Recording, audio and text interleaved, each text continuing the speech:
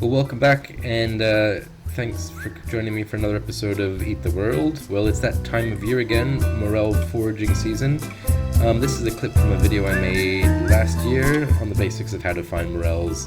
Have a watch. I think it's kind of interesting, especially if you've not done it before. It's just very basic. But when you do get morels, that's when the best parts start. And I have a few recipes that I'm going to share about how to cook them, and this is a very simple and delicious one. I'd consider morels more on the opulent side of the mushroom scale, and you can either keep it really simple and let the mushroom express itself, or you can surround it with a bunch of other opulent stuff. This is the first one, but certainly the next recipe I'm going to share on morels is a little bit more complicated and totally opulent. So today we're going to be making scrambled eggs on sourdough baguette with sautéed garlic morels, French chèvre, and parsley puree. It's a magnificent meal, and you can have this for breakfast, lunch, or dinner. I would anyways. So anyways, here we go. We're starting chopping our chives nice and finely with my my Serbian chef's knife, which I think is fantastic. And this is one of the reasons it's fantastic. You can scoop things up with it and put it into your ramekin. So we're going to get all our mise en place ready here, or just prepare what we need to do for when we're cooking. So we started off with our chives. Next we're going to chop up some Italian flat leaf parsley. It doesn't have to be super fine. We're just using this for a little bit of garnish. We're also going to be serving this with a parsley puree, like I said, so this is just going to be a little bit of garnish. But what you want to do is get it nice and tight, and then you get a nice fine slice of the parsley. And like I said, the Serbian chef knife is awesome for great precision cuts like that. It's got a great solid cut.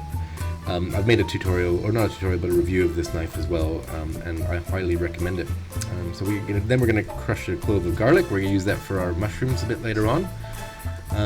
Next, I think my great editing skills, there's going to be some, we'll get to that in a second, but here we're going to julienne up some morels. So we'll just, once they've been cleaned, I'll have to get a little bit of dirt on them, just give them a good brushing.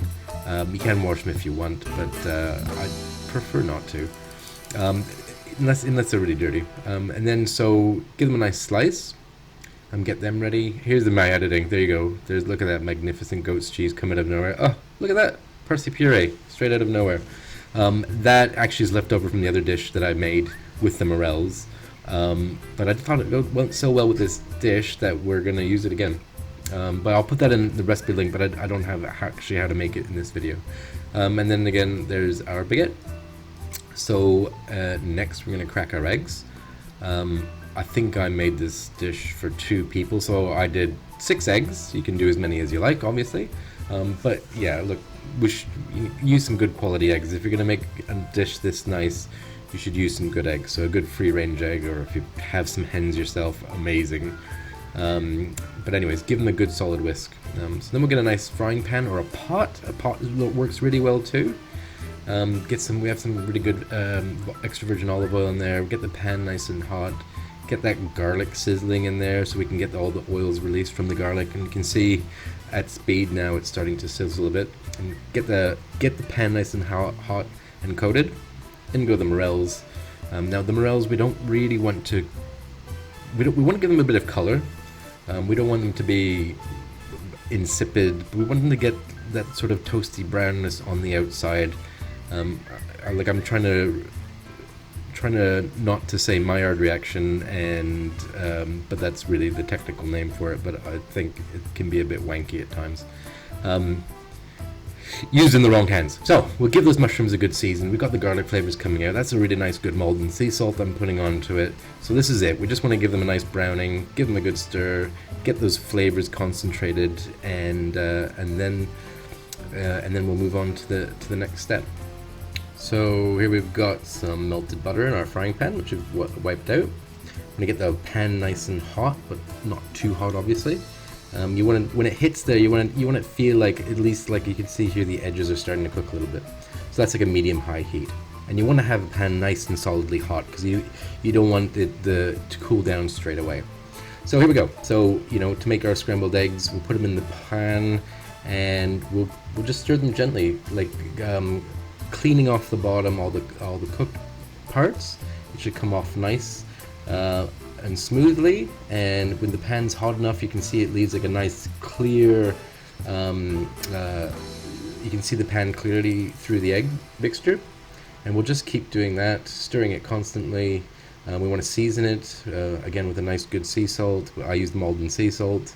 You can use a bit of black pepper if you like, a bit of white pepper as well is just perfectly fine. Whatever you like, but you do want to give it a bit of seasoning. So we'll keep that going, and you want to take your time with these as well. You don't want to. I've seen so many people, they just sort of they cook it on a really high heat, and they spread it as thin as they can. It's almost like they're making a crepe, so it dries the egg out straight away. That's not quite what you want. Now we're getting to that stage where we're just about done here. You can see it starting to set on the bottom a bit more, so we'll make sure that we don't have that happening too much. We want this to be nice and smooth and silky. I find a lot of people, especially in North America, they really overcook their scrambled eggs. And here I've got my fresh black pepper, which is, you know, like I said, it's my preference, but you can use whatever you like. I think black pepper scrambled eggs, perfect for me. You get a nice contrast of flavors in this dish, and that the black pepper works really well with it. Now we're going to throw in our chives, which is going to bring out another element. So you've already got the pepperiness happening. In go the chives, so you've got that fresh green onion flavor coming through it.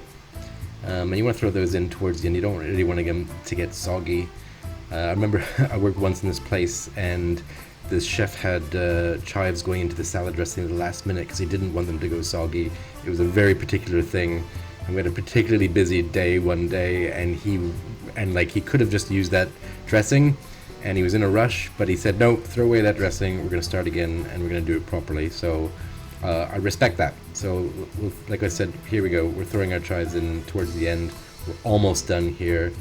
Those eggs are just about done, so it will be time to get our goat's cheese. And what we're going to do is we're going to drop little bits of goat's cheese throughout the scrambled eggs, and probably like little half teaspoon blobs or so.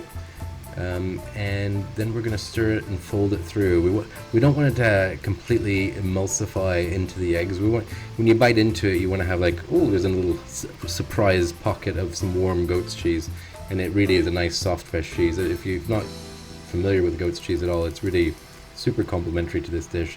You know, it's great with the eggs, it's great with the chives, and it really helps complement those mushrooms as well. So yeah, as you can see here, I'm sort of stirring it a little bit, folding it in a little bit. You don't want to break them all apart. You want to have those little surprise pockets, like I said.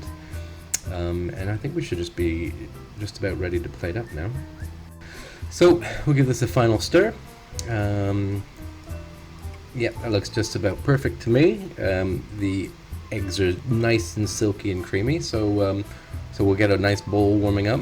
I like to use this a nice large bowl for this kind of dish because it's just really simple and I think quite elegant. So first thing we'll do is get our parsley puree down. We'll just give it a nice little smear there. Again, I said I use this in another recipe, and I'll give you the recipe for this within the contents of the comments below. And it's just basically parsley, a bit of lemon juice, a little bit of garlic, and a few capers.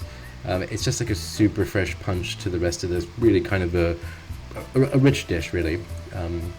So yeah, so we've got our baguettes down. We're adding our scrambled egg and chives and goat's cheese down. Next thing we'll do is we're going to garnish with our morels. We've kept those nice and warm. We've got our morels tossed with a little bit of parsley there that we sliced up earlier. And that's about it, really. We're going to probably sprinkle a little bit more parsley on top. And there's your dish. I think it's an absolutely simple, beautiful, but delicious dish, and the morels and everything works so well together. So thanks for watching, and we'll see you next time.